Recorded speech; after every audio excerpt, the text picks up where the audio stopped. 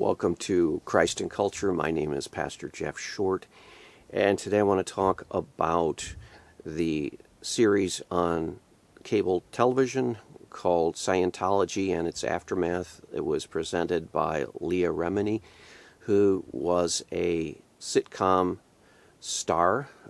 She was part of the Hollywood elite pretty much for almost a decade or so in different television programs, and she's very famous, well known all over the world. Lea Remini, she was also part of Scientology. She was raised in Scientology, and she got out of Scientology after she began to see what Scientology was all about. Now, most people have heard of Scientology. Most people know something about Scientology, although a lot of people don't know a lot about it.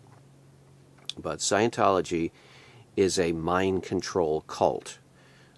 It was invented by a science fiction writer named L. Ron Hubbard, and he began with a book called Dianetics, and it's supposed to be a psychological self-help book that will help people achieve their potential and to live up to their capacities as human beings and so on and so forth. A lot of what is in Dianetics is self-help psychology, but L. Ron Hubbard realized pretty early on that if he wanted to keep all of his profits, if he wanted to make a lot of money, he would need to be a nonprofit. He would need to have some kind of religion or establish some kind of a religious classification for IRS purposes, and then he wouldn't be taxed and he could do a lot of things that he wasn't doing. So he created the religion of Scientology based on the teachings in his science fiction book Dianetics. It's a scientific, it's a science fiction self-help book. And then after that, he began to organize this whole self-help movement called Scientology that was granted IRS status as a nonprofit organization classified as a church. So he later said that he regrets having made Scientology into a church, but there are thousands and thousands of people all over the world who are a part of this so-called, quote, church. And what happens is they get sucked into it because it starts out as an invitation to achieve their human potential, and it's a self-help kind of a seminar. And then once they get into it, they are asked to spend a whole lot of money buying a lot of L. Ron Hubbard's materials and attending these workshops and doing all kinds of things that require a lot of money. And so what Scientology does is it actually targets more wealthier areas, especially, for example, in Hollywood and out there in California, the movie industry, and it emphasizes bringing in high-profile people who then not only can spend a lot of their money in Scientology material, but also can recruit other people. For example, Tom Cruise is a Scientologist. John Travolta is part of Scientology. Christy Alley is part of Scientology. And quite a number of other well-known, famous Hollywood actors are part of Scientology. Well, Lea Remini was one of those famous and well-known actresses in Scientology, and she was a Scientologist for most of her life, but then she began to see what Scientology was doing to families and how they separate families, they break up relationships, family relationships, they take total control of people's minds through isolation and sleep deprivation, all the techniques of the mind control cults they utilize in Scientology.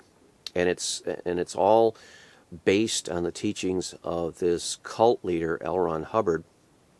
And now there's a dictatorial leader, David Miscavige, who is leading Scientology, and he has an iron fist, and he's very controlling. And one of the things that Lea Remini and this other guy that was in Scientology for a long time was the press secretary, in fact, Mike Render. They have teamed up and they produced 3 seasons of exposing Scientology. It's the series is called Scientology and its Aftermath, because of the fallout. The results of Scientology are so harmful, especially to families and relationships, marriages, and brother and sister relationships and friendships. It decimates healthy relationships because it demands total loyalty to the principles of Scientology. So Lea Remini came out of Scientology and has become one of its chief arch enemies because she wants to expose it. And then also Mike Render, who was one of its chief defenders and press secretaries for a long time. Now he has left, and he has also dedicated his life to exposing Scientology, trying to pull people out of it before they ruin their lives. And so they produced, these two, Lea Remini and Mike Render, produced 3 seasons of exposing Scientology. Now, that series has ended here this year, but along the way they've exposed things. For example, they have exposed the practices of, for example, Scientology will go after people. They will target people who have left. And if you want to get out of Scientology, they will then send private investigators who will be videotaping you all the time in front of your house. They'll come into your job and try to harass you and get you fired. I mean, it's just incredible the tactics that Scientology will use to try to punish people who are wanting to leave or wanting to expose some of the bad things that are happening in there. They've also exposed some of these camps that they send people who have broken the laws and rules of Scientology, and these things are almost like prison camps. The people have to work. They have to do hard manual labor all day, and then they don't get to eat very much, and they don't get to sleep very much. They cannot leave. They cannot, no telephone calls in or out, no letters in or out, except they're read beforehand. It's almost like a prison camp, these correction camps for members of Scientology. And so over time, Scientology gets into the head of these people and psychologically controls them, manipulates people. Entire families are manipulated. Marriages are manipulated. And so there's this whole internal, twisted, sick culture that Scientology teaches and controls people with. And so for 3 years, Lea Remini has been trying to expose Scientology and telling people what it's all about, because again, one of the techniques of Scientology is they will try to shut down any expose. They will take people to court and they will involve themselves in long, protracted lawsuits that basically bankrupt the person they're targeting. They will target people for destruction, and they will not stop until they have won, which is one of the unfortunate things. The IRS granted this self-help cult church status, nonprofit status, simply because Scientology was so dedicated to achieving the nonprofit status that it was willing to harass and pressure IRS agents, individual agents, at their homes. And basically the individual agents at the IRS caved in and said, okay, we grant you church status, so now you're nonprofit. You don't have to pay taxes on any of your things. And so what has happened is Church of Scientology, this self-help business cult, they have gobbled up real estate all over the world, and they're a money-making scheme, and yet they don't pay any taxes because they're, quote, a church. And so Lea Remini and Mike Render are exposing all of this. And it's really an interesting series. I would encourage any of you to go see the different episodes. There's a season 1, season 2, and season 3.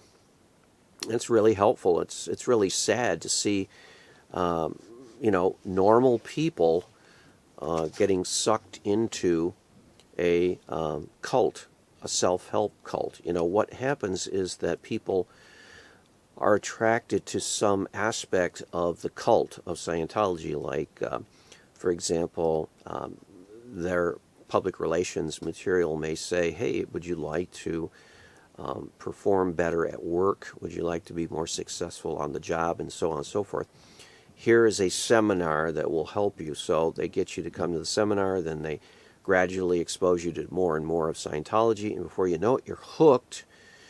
And then some good things start happening in your life, and you say, wow, it's because of Scientology, and then you get drawn into it, and then at the same time, they're also charging you for all these materials, and they're making money, and it's all built on how they can extract the most money from you and keep you hooked to their material, and trying to make you and convince you that you have to have Scientology material or else you're going to fail. So people get sucked in at all kinds of different levels, and as they go through the ranks of Scientology, the expenses go up, and it costs more and more. And a lot of people have sunk hundreds of thousands of dollars, and even some have spent millions of dollars. The wealthier people have spent millions of dollars in this self-help cult. And it's very hard to get out then. Once you've been indoctrinated, it's very hard to get out. And then if you do leave, you're going to face a lot of harassment. You may even face lawsuits. It's just they come after you with a vengeance to try to shut you down. And so seeing this series has been very helpful. It's been very eye-opening to know that, wow, there are groups like this Scientology cult that are really dangerous and can break up homes and can cause misery in the human life. Now, one of the problems that has come up that I've noticed is that in criticizing Scientology, Lea Remini and Mike Render and the other guests that have appeared on the program, sometimes they get into an almost anti-religious critique. And this is the danger. Because for their life, they have had a bad experience with, quote, organized religion. Now, Scientology, again, really has nothing to do with religion. It has nothing to do with Christianity. It believes in reincarnation. It believes in some very bizarre and weird spiritual things. And so it has nothing to do doctrinally with Christianity. But it wants to try to play on Christianity. It tries to use some of the symbols of Christianity. It tries to convince people that you can be a good Christian and be in Scientology. So it's trying to capitalize on the Christian faith, but yet it wants to draw away Christians from Christianity into its own, quote, church. It's not a church. L. Ron Hubbard, again, like I said before, regretted that he even registered the cult of Scientology, the self-help cult, as a church, because he realized that it wasn't a church. But now, because of its IRS status, it has to maintain this fiction, so it calls itself a church, and it tries to peddle itself off as just a religion. And so it then argues for religious liberties and religious freedoms and all kinds of things that many of the mainline churches argue for, as far as religious freedoms, tax-exempt status, and so forth. The original founding fathers of our nation here in the United States argued that churches were vital for the success of the nation, and therefore wanted churches to have all the advantages they could to thrive and make people better, to teach morality, teach meaning and purpose, make strong, healthy, good citizens. And so they want to encourage churches. And one of the reasons why churches have tax-exempt status is that they're not supposed to be a, quote, business. They're not supposed to be in it for the money. They're not supposed to be in it for the property and material things. They're supposed to be teaching. Their mission is to teach the spiritual truths of God to people and therefore make better citizens. So they encourage churches with a tax-exempt status. Well, what has happened is that there are a few groups that have taken advantage of that. Scientology is the biggest example, and it has basically piggybacked on the tax-exempt status of churches and has somehow manipulated its way into a nonprofit church status with the IRS, so it doesn't have to pay a single penny of taxes. And what has happened, though, with this television series is that Lea Remini, in criticizing Scientology, tends to then take a broad brush and say, this is what religion does. And, for example, on one of the last episodes, Lea Remini was pushing for and promoting the idea that there should be no confession that is held in confidence if it involves some kind of abuse.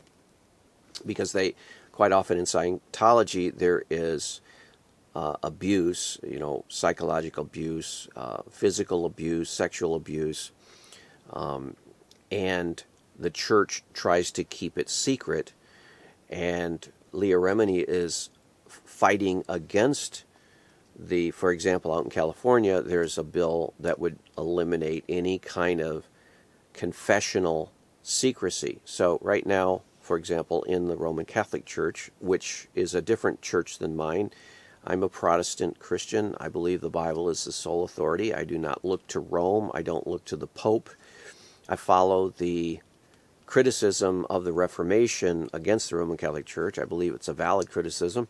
I believe the Roman Catholic Church had corrupted itself throughout the many centuries, and that needed correcting. And I believe that Martin Luther and John Calvin and Zwingli and others in the 16th century gave a pretty strong and truthful, accurate critique of the established Roman Catholic Church. And so that's called the Reformation. I believe that Reformation critique is valid. But the Roman Catholic Church holds to many, many, many of the same doctrines. In fact, most of the basic teachings, for example, the Apostles' Creed, the Trinity, the deity of Christ, death, burial, and resurrection of Christ, and so on and so forth. You can go down the list. All Christians are in agreement, Roman Catholic or Protestant or Eastern Orthodox. And one of the things that is a principle in the Roman Catholic Church is that the confessional, what is said in the confession, cannot ever be shared. You can't report that to the police. And if someone comes in, a man comes in to Catholic confessional and asks the priest to forgive him on behalf of God for spousal abuse, that priest cannot then go to the authorities, the police, and report the man and have him arrested for spousal abuse, because that would be a violation of the secrecy of the confession. And out in California, they want that outlawed. They want to say, look, if you hear of anyone who is participating in any kind of abuse, you must go to the authorities and report that immediately. There is no sacred seal of confession. And the Roman Catholic Church obviously is fighting this. The Protestant churches, where we don't have a confession booth and we don't have the whole practice of confessing to a pastor in the Protestant sense and receiving absolution and that so on and so forth. It does say in Scripture in James, it says, confess your sins one to another. And as Christians, we don't believe, we agree with the Roman Catholics that if you're talking to someone who is confessing their sins to you, you really do need to hold that in confidence. You really need to encourage someone who is doing something illegal to report that to the authorities, but we don't want to feel obligated automatically under all circumstances, under penalty of law, to have to report that to the authorities, because that would then be intruding into the Christian spiritual realm. I don't think any pastor wants to feel under obligation of law that he must, in every circumstances, report everything that he's heard or told.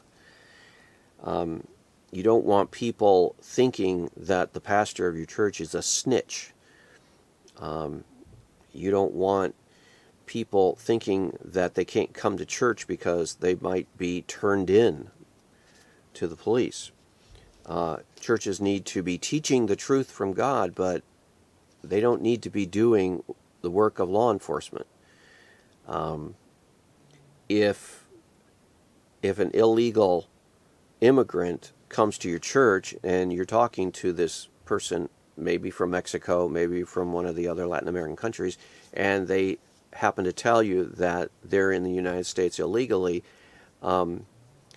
that person doesn't want to feel like, well, maybe the police are going to come knock on his door because the pastor is going to rat him out, So there needs to be wisdom in this. We don't want to feel obligated that we have to go to the authorities just because we've heard something confessed to us that's illegal. So, but Lea Remini and Mike Render now are seemingly against any question about turning a person in. Yeah, if you hear someone confess to abuse, you must go to the law, and that seems to be something that really needs to be talked about. It needs to be discussed, but you can't just use the power of the state to just come into a church and tell them what they're going to do. Also, there is the idea of curtailing religious liberties. And if you look at a church cult like Scientology, for example, you will see that they are really abusing the status of church. They're abusing religious liberties. They're using it for their own ends. And so a natural reaction would be, well, we've got to end these religious liberties. We've got to end all tax-exempt status of all churches, because all churches are corrupt, like Scientology. All churches are in it for the money. All pastors are in it for the money. This is a growing stereotype. And when you have, like, television shows exposing Scientology, there are a lot of people who, in their ignorance of what Christianity is about, they will just say, well, that's just what Christianity is about. That's just what the Baptists are about. That's just what the Presbyterians are about. That's what Methodists are. That's what all churches are. They're all after your money. You'll hear this all the time in culture. Oh, the pastor is just after your money. Oh, that church is just after your money. And people get that attitude by looking at fake churches like Scientology.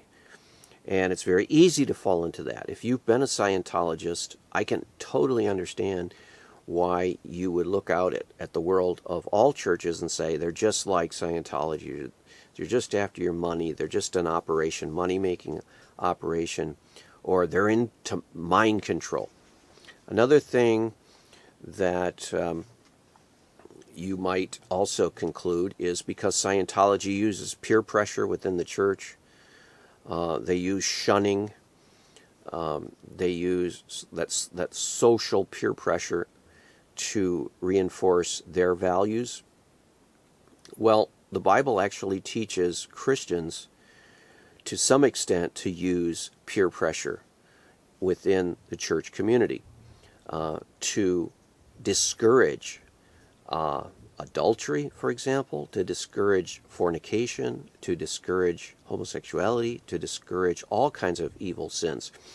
So, in other words, if a person is a married man and he's flirting with single women or some other situation like that, people in the church will look at him and put peer pressure on him to stop doing that, which is good and healthy. Any healthy society has healthy peer pressure to discourage negative behavior and encourage positive behavior. That's good. That's healthy.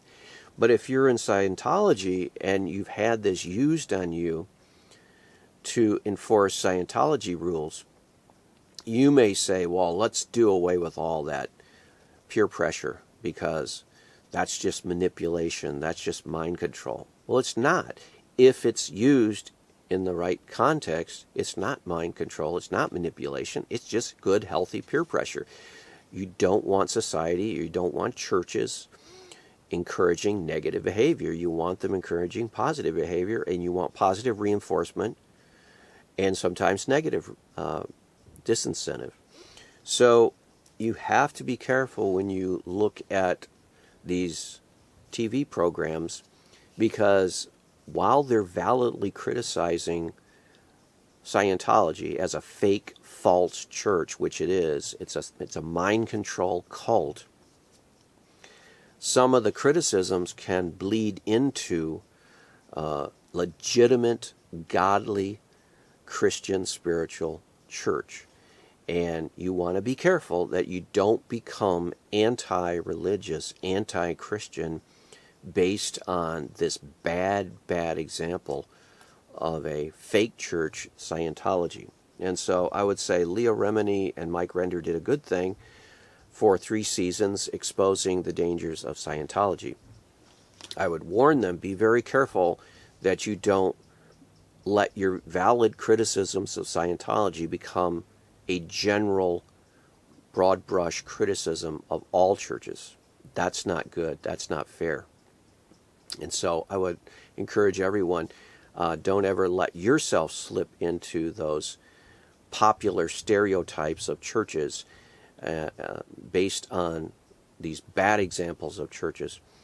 There is a church founded by Jesus Christ. He said, I will build my church, and the gates of hell will not prevail against it. It helps people. The true church of Jesus Christ helps people. It shows them the way to eternal life. It shows them the right way to live in this life through moral living. It encourages them. It gives them meaning and purpose. True church is great. Fake church like Scientology is bad. Well, I hope that's been helpful, and we'll see you back next week on another edition of Christ and Culture. God bless.